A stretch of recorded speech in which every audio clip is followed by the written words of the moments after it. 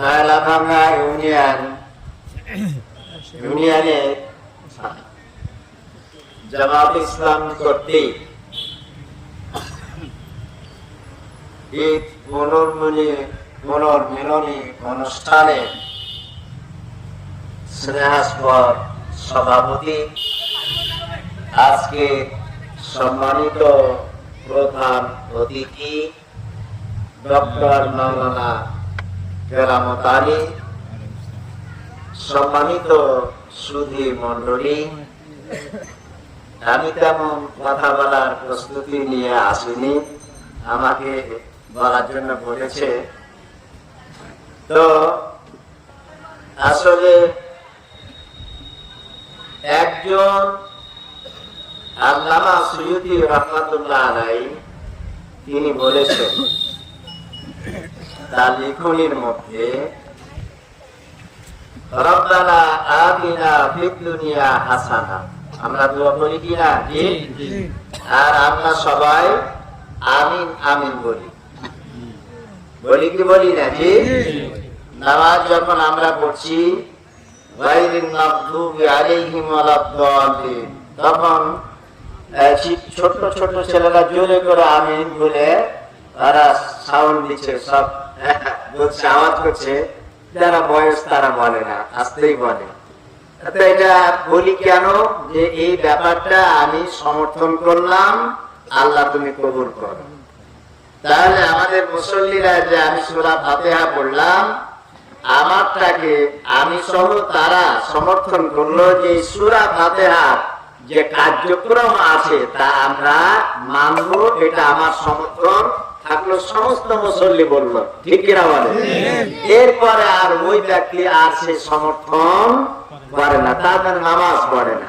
ও বলতে হয় আমিন বললা, আমিন বললা বলছিটা কেন এটা নিজেও বুঝে না কেন বলছি, কিন্তু সেও আমল করে না।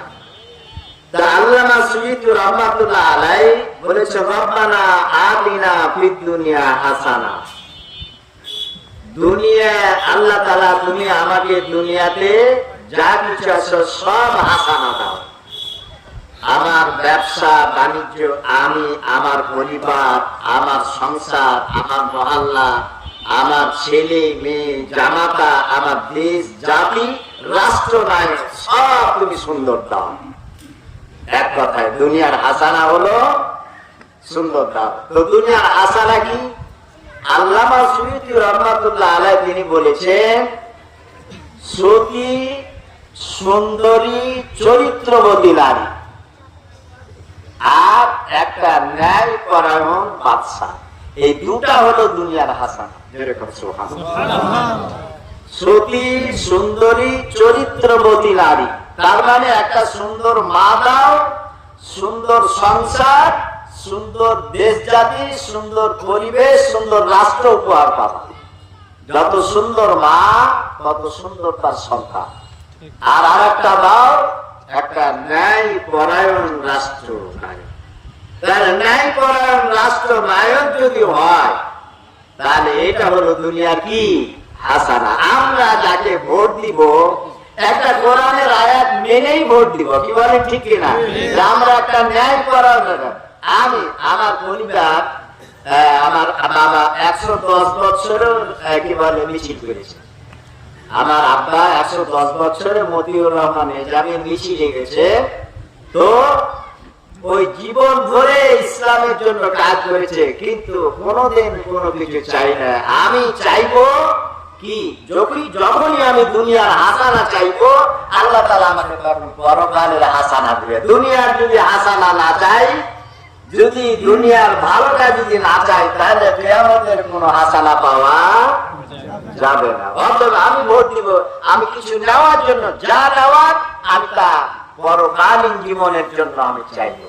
আমাকে কার্ড নিতে হবে, আমাকে এটা নিতে হবে, হ্যাঁ, কিন্তু যিনি থাকবেন দায়িত্বে তিনি দেখবেন কারা কারা পাবে। আরে রিলিফ মানেই তো সাদকা। একজন ইমাম, একজন ভালো মানুষ, একজন হাফেজ, একজন কারি কি সাদকা খেতে পারে? আমি যদি সাদকা খাই তা আমার পিছনে নামাজ হবে বলেন? আমি তো মাদ্রাসার প্রধান শিক্ষক ছিলাম, আমি 40 বছর আমি শিক্ষকতা করেছি। আমি মাদ্রাসায় যা খুঁজলেন, আমি কোনোদিন সাতকার খাসির দিকে তাকাইনি। দড়ি ধরে ওরাকে দিয়েছে, যারা খাওয়া খেয়েছে। কিন্তু আমি যদি সাতকা খাই আর এসে যদি আমি ইমামতি করি, আমার পিছনে নামাজ হবে না। আমি যদি জাকাত না দিয়ে আমার টাকা থাকে, তাহলে আমার পিছনে আপনার নামাজ। অতএব আমরা ভোট দিব ভালো মানুষকে, আমরা পরকালের জন্য, কাজ নেওয়ার জন্য না, নিজে খেটে আমরা উপার্জন করে সংসার চালাবো। আল্লাহ তাআলা আমাদের সকলকে নেক মানুষ, নেক নেতা তৈরি করার যোগ্যতা দান করুন। আমিন। ওয়া আখিরু দাওয়ানা আলহামদুলিল্লাহি রাব্বিল আলামিন। আসসালামু আলাইকুম ওয়া রাহমাতুল্লাহ।